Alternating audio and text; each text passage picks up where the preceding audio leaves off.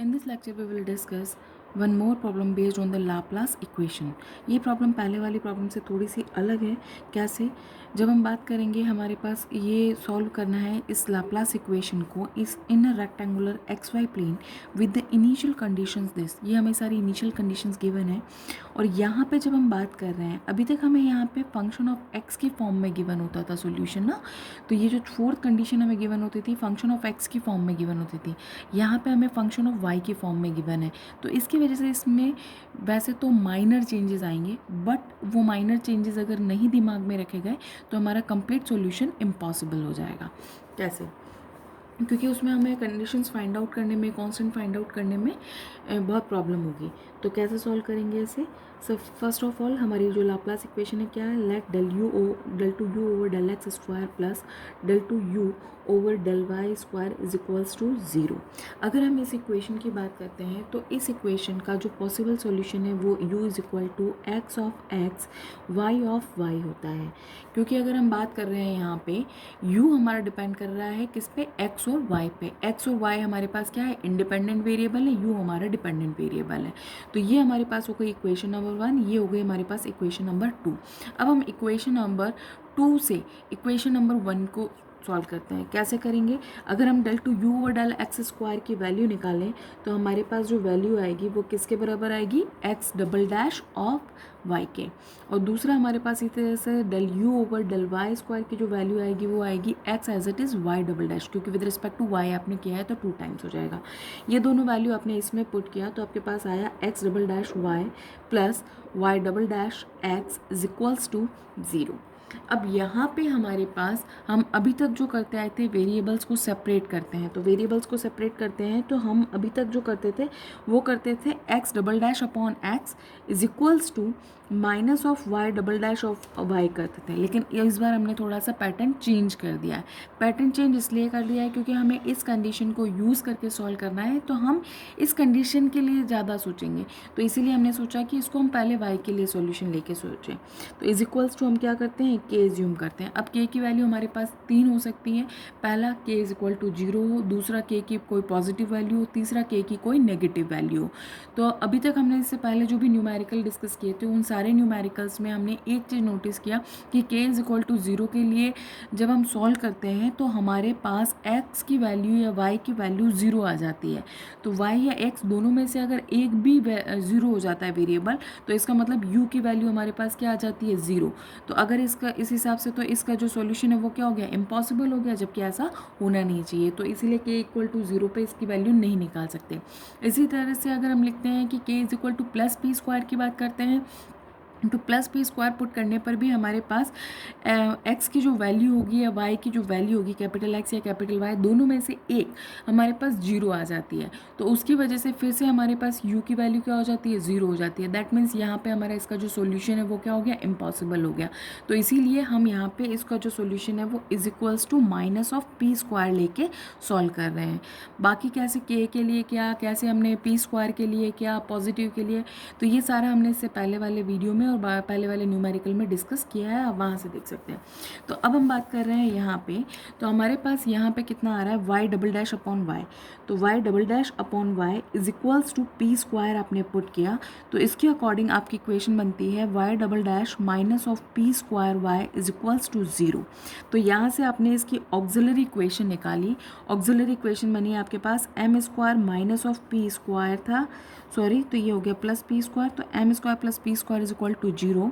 That means M is equal to आपके पास आया plus minus iota of P. तो इसके अकॉर्डिंग हमारे पास y is equal to C1 cos of P Y plus C2 sine of P Y. ये आया.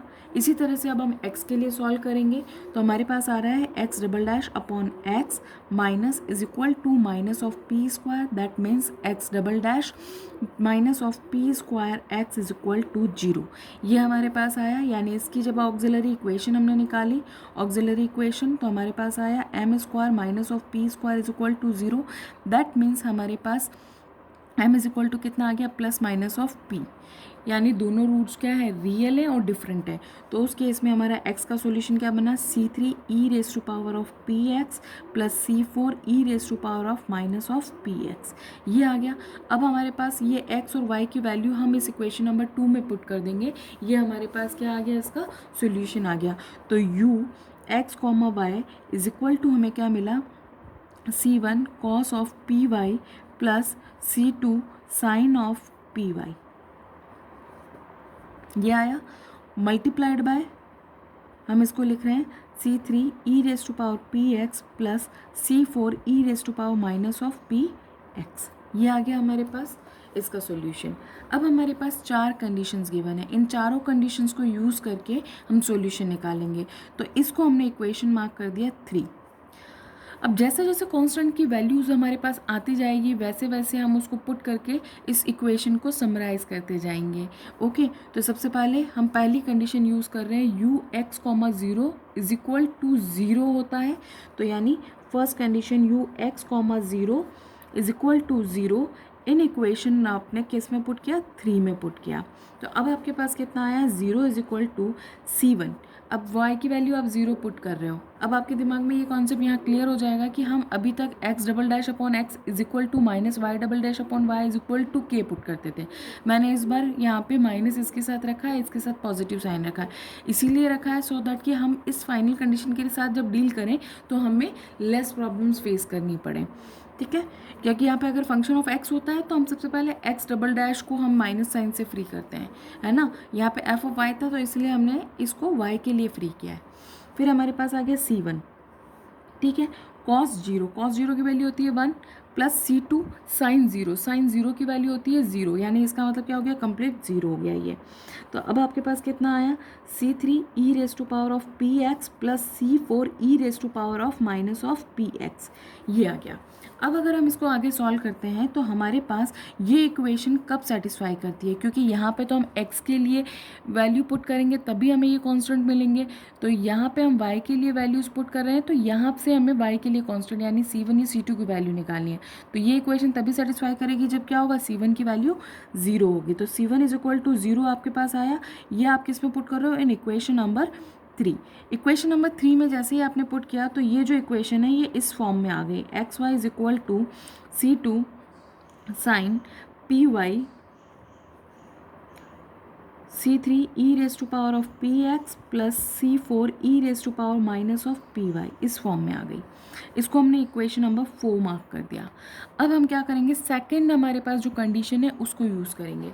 सेकंड कंडीशन है हमारे पास ये वाली, u x comma B is equal to 0। तो अब हम इसको यूज़ कर रहे हैं, तो u x comma B is equals to 0 in equation number 4 आपने पुट करना है। ठीक है, आपने इसमें पुट किया तो y की वैल्यू ही पुट कर रहे हैं, तो हमारे पास आया c2 साइन pb और ये वाली term as it is c3 e raise to power of px plus c4 e raise to power minus of py, ये एज इट इज़ रहा हमारे पास।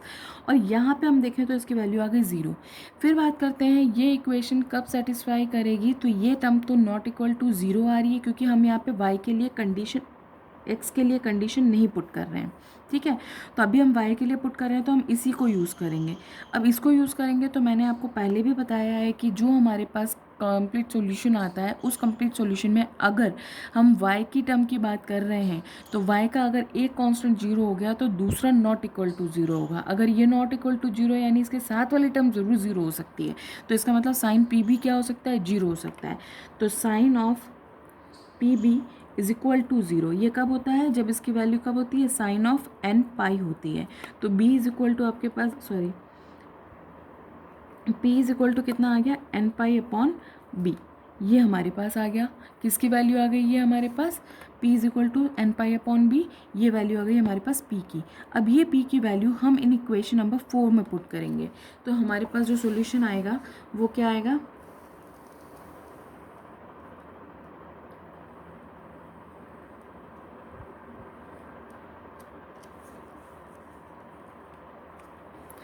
ठीक है। तो अब हम क्या कर रहे हैं, ये p is equal to n pi हमने पुट किया इन इक्वेशन 4 पुट करेंगे। अब हमारे पास क्या आ गई equation number 4, U X comma Y is equals to, आपके पास आ जाती है ये C2 sine N pi Y upon B bracket में C3 E raise to power N pi B X plus C4 E raise to power minus N pi x upon B, इस form में आ गया ये। अब आपको क्या करना है, ये कंडीशन आप यूज़ कर चुके हैं, ये यूज़ कर चुके हैं, अब आप इस थर्ड कंडीशन को यूज़ करेंगे, यानी x इक्वल टू 0 के लिए इसकी वैल्यू निकालनी है, यानी u 0 comma Y is equal to 0 put करने वाले हैं आप इस इक्वेशन नंबर 5 में।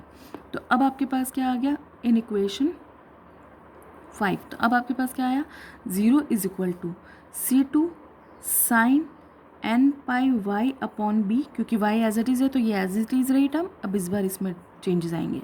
C3 E raise to power X की वैल्यू 0 हो तो ई रेस टू पावर 0 का मतलब कितना हो गया 1, plus C4 E raise to power 0 की वैल्यू फिर से आपके पास कितना हो गया 1।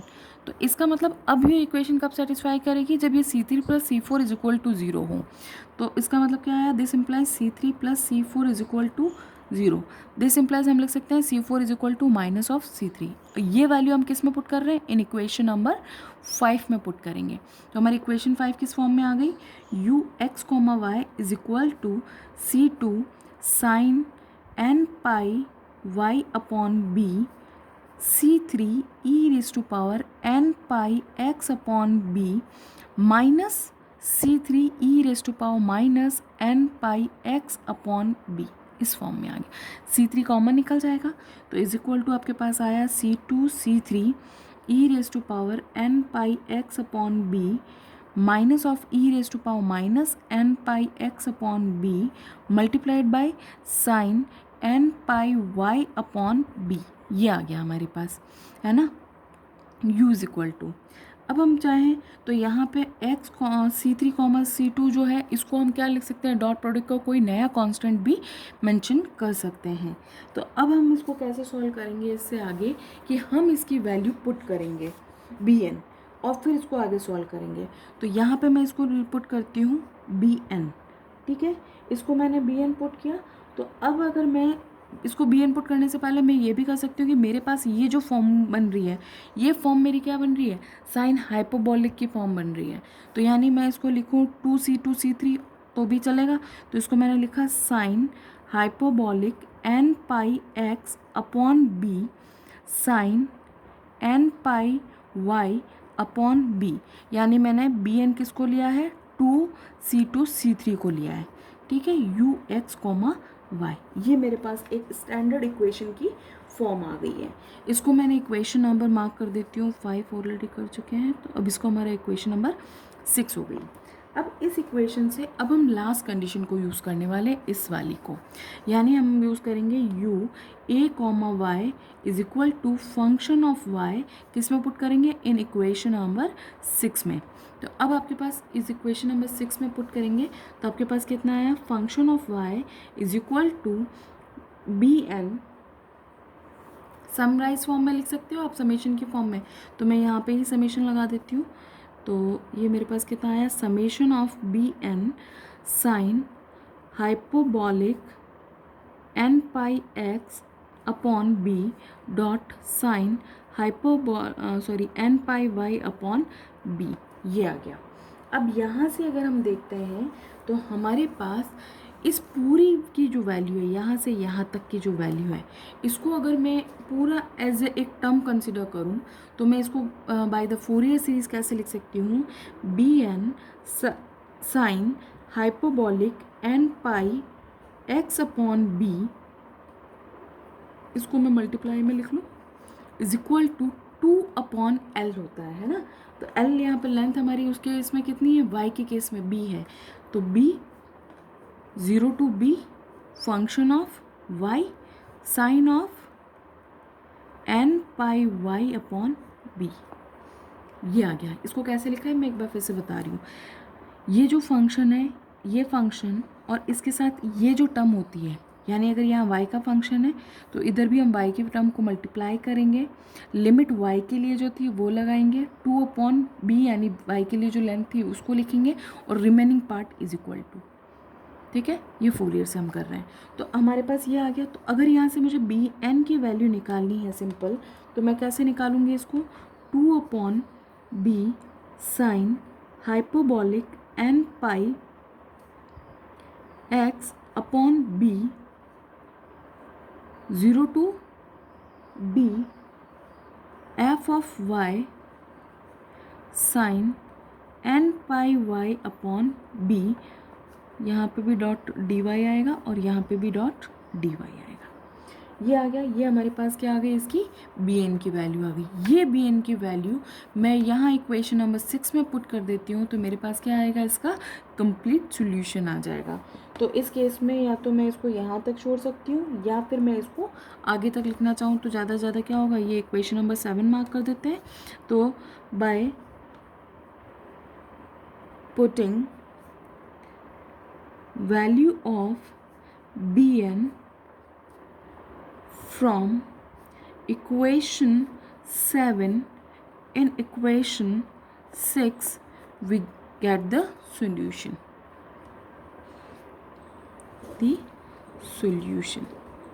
तो अब आपको क्या करना है, वैल्यू पुट करनी है।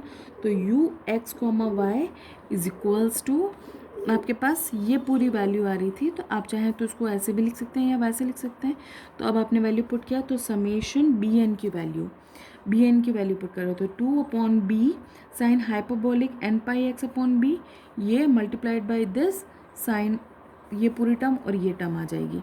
तो यहाँ से हम इसमें वैल्यू पुट कर देंगे बी एन की। तो मेरे पास अभी इतना स्पेस नहीं है तो मैं इसको ऐसे लिख रही हूँ, b N sine hyperbolic n pi x upon B, और यहाँ कितना आ जाएगा, sign n pi y upon b, ये आ जाएगा। ठीक है, एक और न्यूमेरिकल हम डिस्कस करेंगे नेक्स्ट वीडियो में इसी पर बेस्ड।